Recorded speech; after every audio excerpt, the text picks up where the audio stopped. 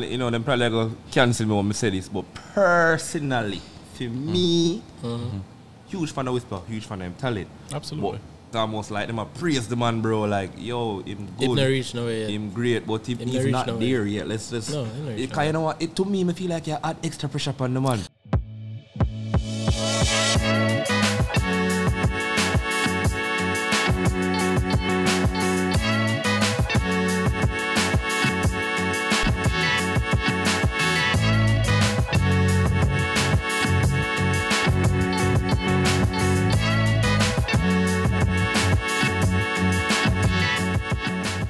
Welcome to the Third Half Podcast.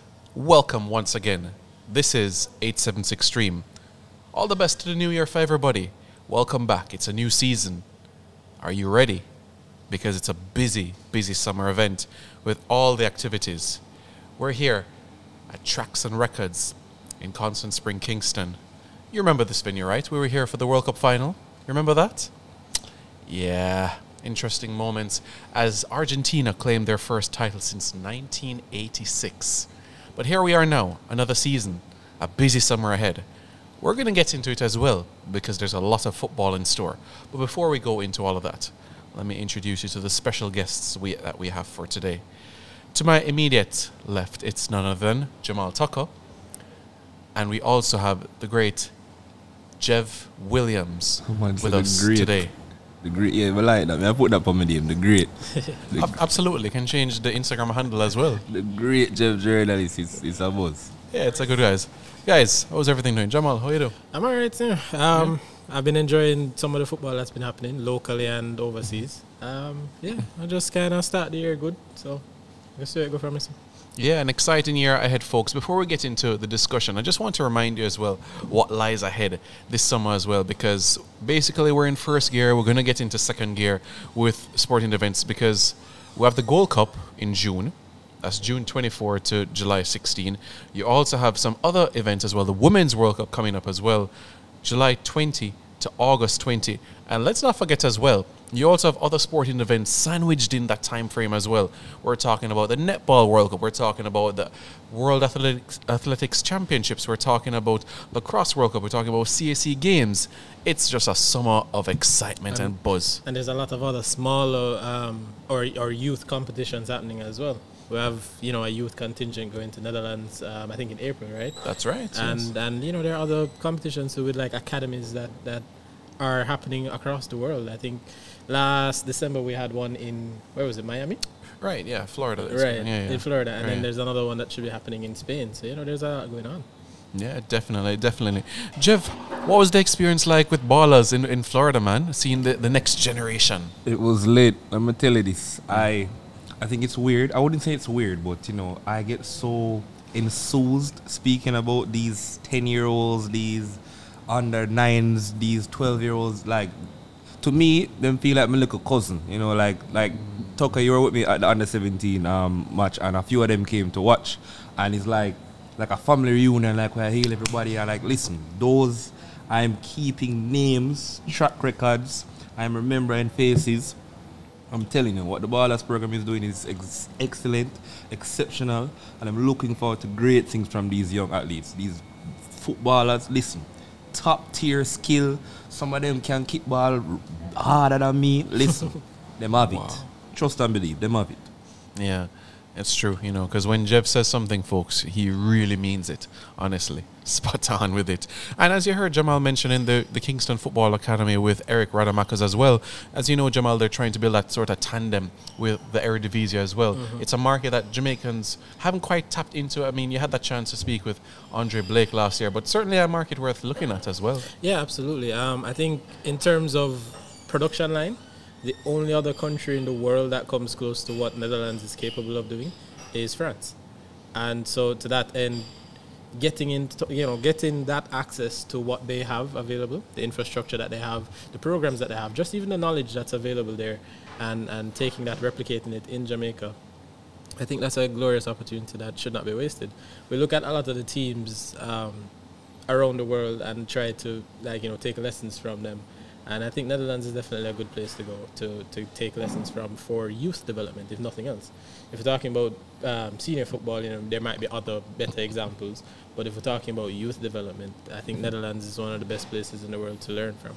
Certainly spot on. And just a reminder, folks, as well, if you haven't already, smash the like button.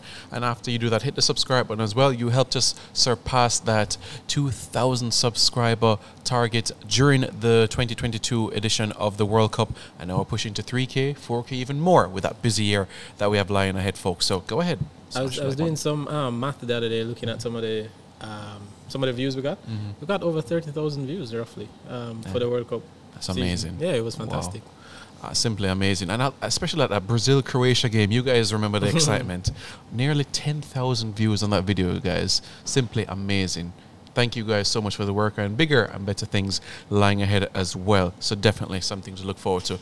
Jamal, before I get Jev's point about this as well, we've seen Coach Grimmy on the island for a couple of weeks now. We've had the opportunity to go to a couple of the training sessions. You've seen him being on the island, go to a couple of JPL games. Your thoughts of the early runnings of him being on the ground? I think, so first impressions of the man, he's very interested in what's happening in the country. He's very invested in his job. I think he mentioned at some point that dentistry is a love for him, but he clearly loves the football as well. And he's obviously committed to what he's doing. And for that alone, kudos. First impressions as a coach, I've not had the privilege of being at a lot of training sessions prior to his tenure. I've seen interactions between Paul Hall and some of the players at the last, World Cup qualifying campaign. But this was my first time going to a training session with the senior team, like, even though it's not the A team at the time, but, with the senior coach and his players. And I could see that the players themselves have great respect for what he's doing. I can tell, too, that maybe it's because of who it was, a more local contingent, but it was obvious that they were keen to learn from him. And, I mean, this is a guy that's been to a World Cup and a European Championship, and they've had highlights in doing that with Iceland. So I mentioned before about learning from different countries. I think Iceland is a good country, and his experience is a good one to bring to the team as well, because they're a small nation, smaller than us probably, and they were able to do what they did. Let's not forget that they got a few scalps in the European Championship, and then they actually played against Argentina and made a better run of it than we did the other day. So ironic that he was the coach of both of those, but it's a opportunity to grow the team, to grow the football in Jamaica, because he obviously is a sharp person as well. So he has good ideas, and I hope that we listen to him and do some of the things he's saying. So the fact that he's here now and that he can be this close to the football, love it. I think that's just the way it should be. Jev, you've seen him on the island, New York, New Jersey. His mannerisms, what you've seen, early impressions so far? Listen, I'm a huge fan of Coach Grimmy. You heard it here first. Grimmy, Coach Grim. Hallgrímsson is his name. Don't worry though. But you don't know. Everybody at Jamaica get a nickname, so big up yourself, Coach Grimmy. Nevertheless, the first time I saw him, like coach, or within a coaching session, was when we went up by the excellent Center of Excellence up top, up at UE. And man looks stern, like, see like him about the training. No, we got to move. Yeah. And I say, yeah, man, I like that, What I love was the players responding to that. Enough time you think say, like, a big man, kind of man, I shout but off. watch your style, them man, they not really count to me still. Like, I remember say, them want get in at the side. More see Blakey and Leon and them man, and Bobby and them man, they react to him, the man, them way in England, feel like them dead already. So more see what that. But based off what Tilt did say, but then again, me have to take what Tilt say, what again I saw to cause him want to make the side too. Right. So maybe must see the right things like, yeah man, the coach is nice and we like him and da. But based off how Heimir talk the ball, I mean, remember him, he actually predicted that Argentina would be the front runners for the World Cup. So I see like him know the ball game, him analyze the ball game, and then we did not play that bad against Argentina. Like if we did capitalize upon a few chances, I mean, and Messi just great. Messi just great, bro. I mean, a bad free kick and just great. Like again, if you guys need to, if you're like actual football fans, please, once in your life, watch Lionel Messi live. Please. Yes. Mind blowing, life changing, bro. Listen, that man. Anyway, this is not a Messi podcast. Nevertheless, Coach Grimmy, I have good expectations. Good. I believe that we're gonna go somewhere. I mean, hoping for the best, waiting for the competitions. You know, big up the New Jersey kit, looking for my own Adidas. Just want everything just kind of gel now.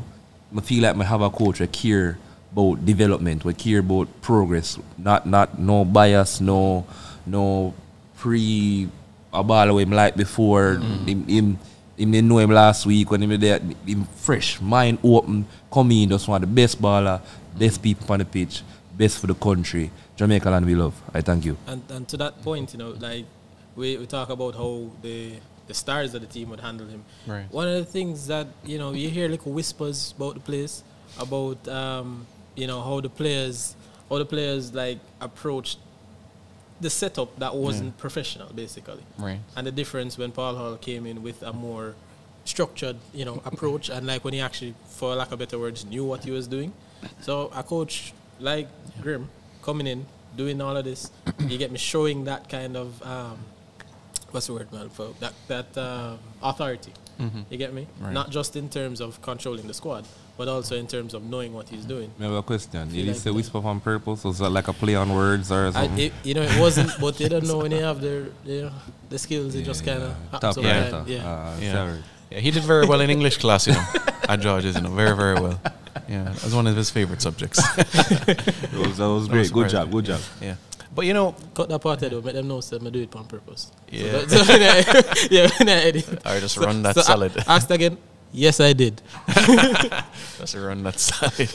But yeah, you know, Jamal, Jeff made an interesting point about the Adidas kit. New kit, New Jersey. We had a chance to see the under-17 Reggae boys deck on it, the first team to do so. We'll see the Reggae girls do it. That's big, isn't it? You Absolutely. can imagine he has a 17-year-old. I mean, it's one thing to represent the country, but you're representing the country and the new kit? The new Adidas kit? No, that's big. Because all other national teams in the Umbro kit and the Kappa is all the senior team. Yeah. But this is the youth team. Youth team, yeah. It's really, really massive. But one thing you could perhaps say took a damper from things, guys. Persons on the island. You know what's the first thing they were saying on social media? Why wasn't the launch in Jamaica? Oh, yeah. That's the first thing that was being said. Now, honestly, Adidas is looking at the diaspora. If we're being frank, how much persons are willing to go and pick up 15 grand from their wallet and go and buy the New Jersey from their store? The same people that would be doing it anyway. So they wouldn't be catching anybody new. You know what I mean? I mean, the same people who want it, I could probably just order it online. Yeah. Yeah. And those would be the only people that would have gone there. It is strange though, because it's ours. You know what I mean? I understand. Look, I actually, when I heard it was launching in London, it was like nothing. I was like, oh, okay. I assumed that they would have come here as well. So the fact that they didn't was surprising. But Was it surprising?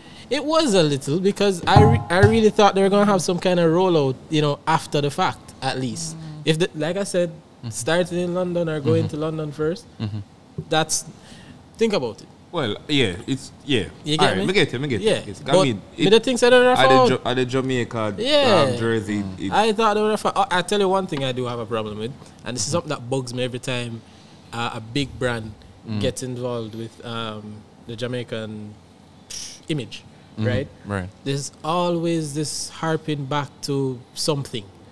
Like we exist now. There's a Jamaica that is right here today. Why is everything from way back when? Why is everything, you know, a call back to the 80s or the Windrush generation? I'm telling you now, that same discussion can pull that in the music and everything. Because, at the same time, everybody's Shaggy still like a get book. Yeah. And still like in the commercials, Beanie Man, Bounty Killer, everything. So all if Skillibeng and Popcorn get huge from now till next November. You know, I just don't think persons have fallen in love and just sit down, hug up in a love with what Jamaica was. You know, and it's always this nostalgia. Yeah, they love it and they're not gonna ever let it go. And then maybe 50 years from now, what we have now would be the new nostalgia.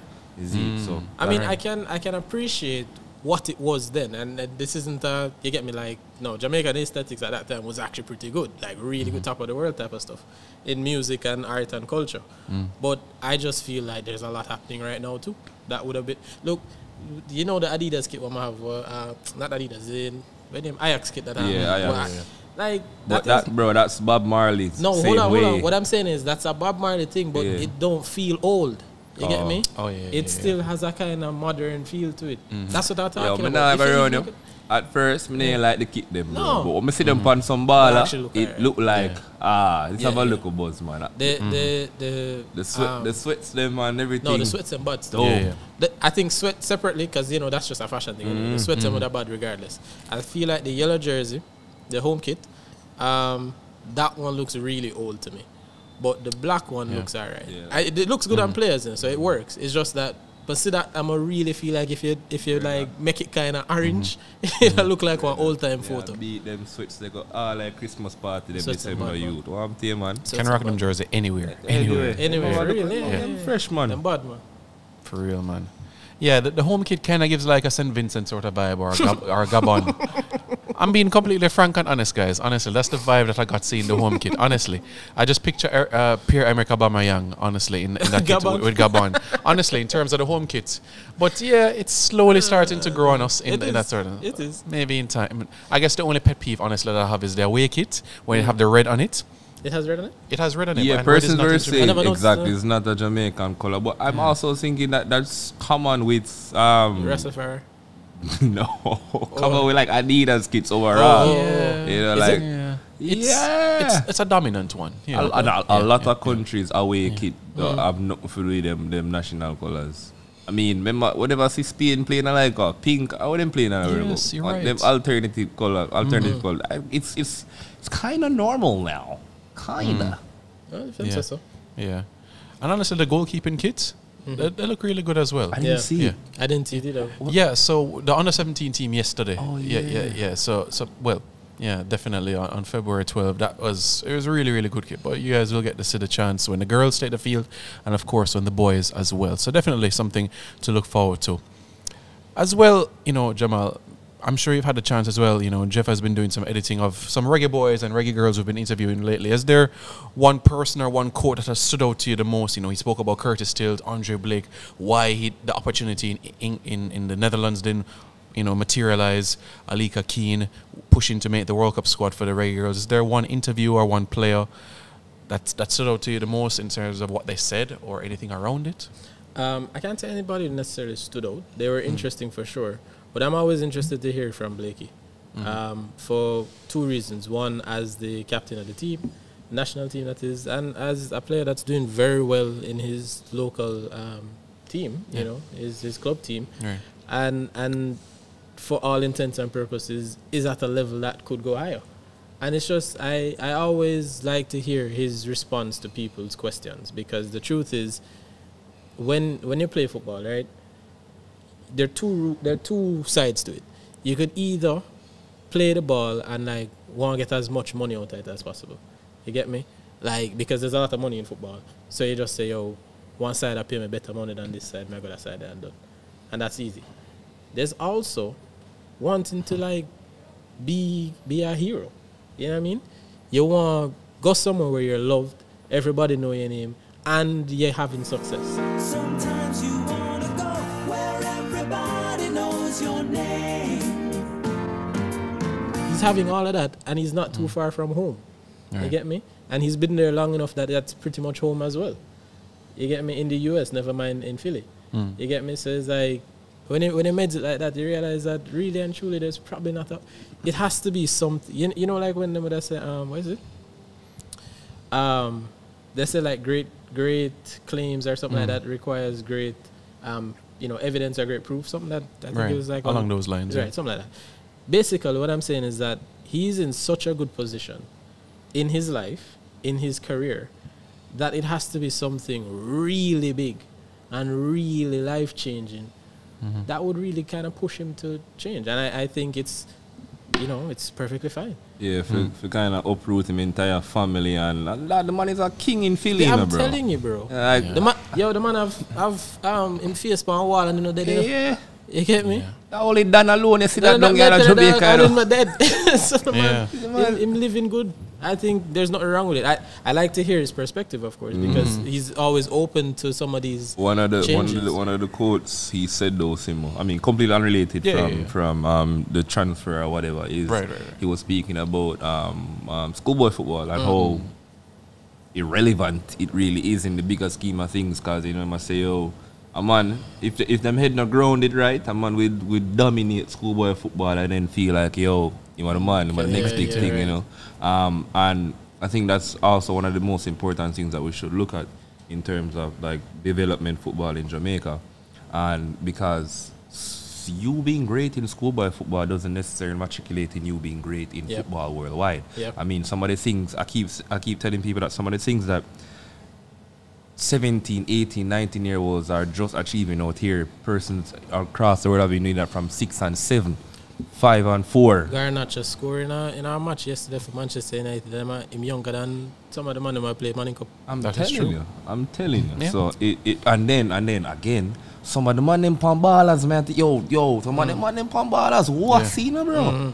I believe. Trust and believe, you know. Like, I feel like if I just eye it alone, if the man they could have just like get a growth spurt tomorrow, them could have go up on some side out here right now. You know what's crazy though is that like you talk to a lot of the players, especially the ones that have been overseas from a younger age.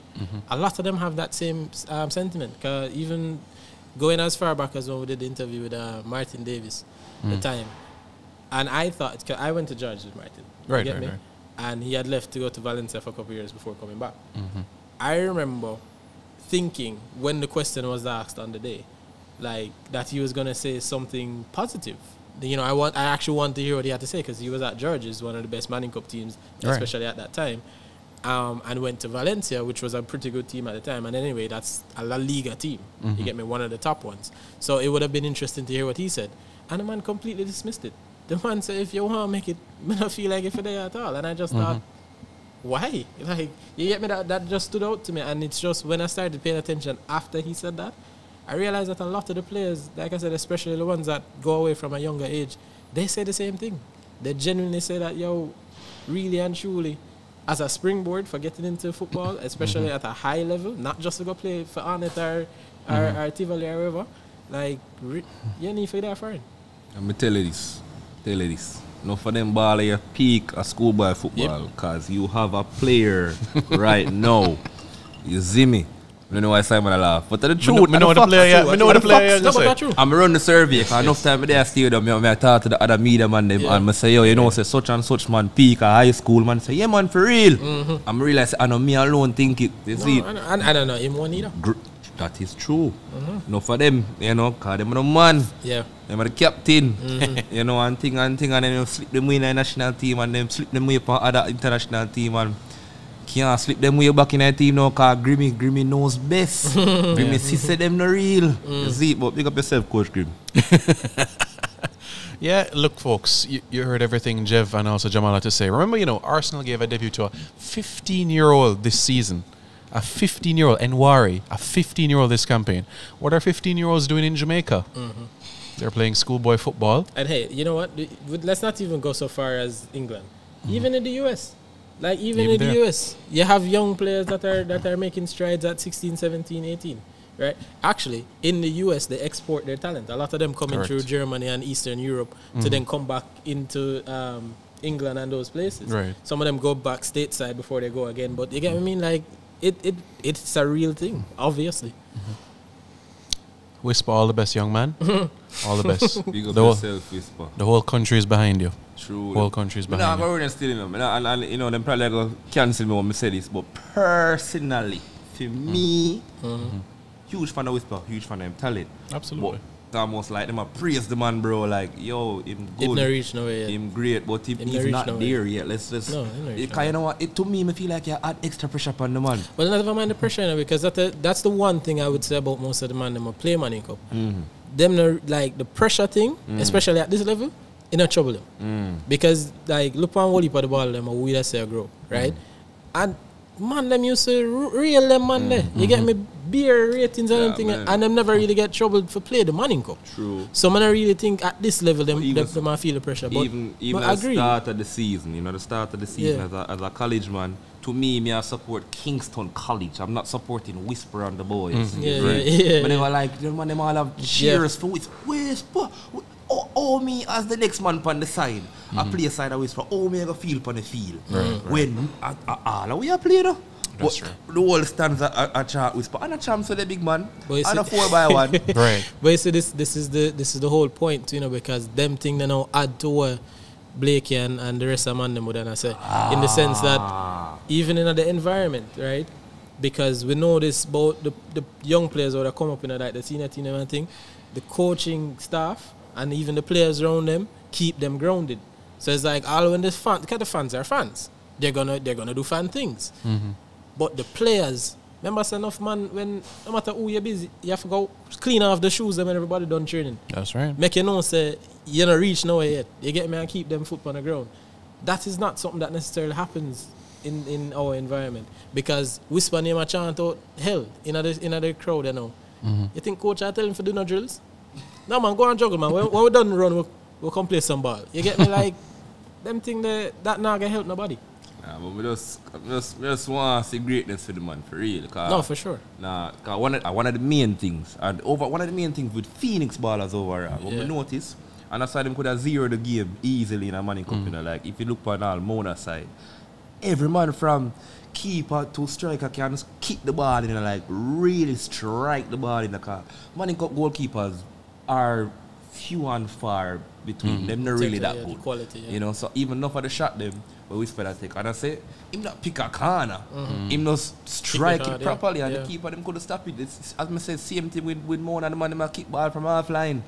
So good things, great things are there. Really want to hear some news from what going on at Newcastle and thing. I mean, even though we made a report saying that Newcastle is looking to tap into more into Jamaica and things. Yeah, Again, that isn't necessarily because of Whisper. I don't even Correct, think we even start training it, if I'm not mistaken. Probably like the first day. In the under 18s, yeah. Yeah, we just did show up, but it's kind of like an untapped market. I mean, and if you as a club, you're trying to get better, everybody else look from them country, so maybe them already have like ties in that country already. So why not look into our next different country? market, yeah. Maybe you Right. find a gem before them money come find that. Exactly. I mean, it's kind of like slavery, But